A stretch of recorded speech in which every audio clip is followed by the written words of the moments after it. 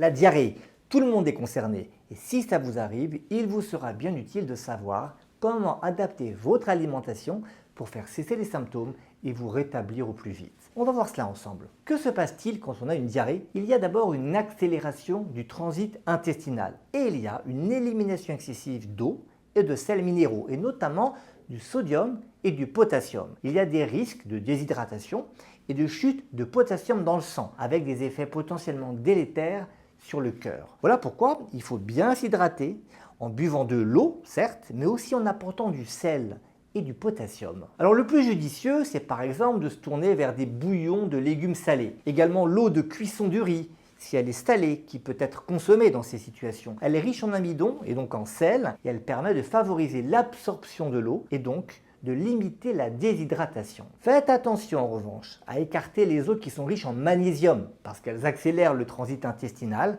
et donc la diarrhée. On parle souvent de l'intérêt du Coca-Cola ou du Pepsi-Cola pour se réhydrater. Attention à la confusion parce que ces boissons n'apportent pas la quantité de sels minéraux qui est recommandée en cas de déshydratation. Leur intérêt est ailleurs, c'est d'avoir parfois un effet anti-vomitif et ça c'est bien utile quand on a en plus la nausée. Et le conseil, c'est de les boire sans caféine et dégazéifiés parce que le gaz et la caféine, ça peut augmenter la diarrhée. Côté assiette, on va éviter les repas copieux, on va également limiter le lait, les produits laitiers et de manière générale, les aliments qui sont riches en fibres comme les fruits non pelés ou encore les crudités qui sont à éviter. Les féculents raffinés et notamment le riz blanc sont à conseiller. Ce sont des aliments sans résidus, c'est-à-dire sans déchets. Alors si vous n'appréciez pas le riz blanc, recommandé particulièrement dans ces situations, les pâtes blanches ou encore les pommes de terre ou la semoule sont aussi tout à fait adaptés. Tous ces féculents sont pauvres en fibres, ils sont faciles à digérer et ils aident donc à réduire le nombre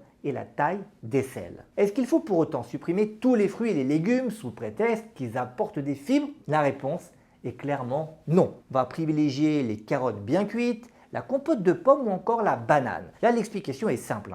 Tous ces aliments sont riches en pectine, c'est un gélifiant qui permet de retenir l'eau et qui aide à donner de la consistance au sel. Alors là, je vous ai donné des conseils pour la diarrhée aiguë à l'occasion d'une gastro-entérite. Mais si la diarrhée se prolonge ou qu'elle va et vient pendant plusieurs semaines, là il faut consulter votre médecin pour vérifier qu'il n'y a pas une maladie de l'intestin qui nécessite un traitement et notamment s'il n'y a pas un syndrome de l'intestin irritable qui peut justifier certains conseils diététiques très particuliers.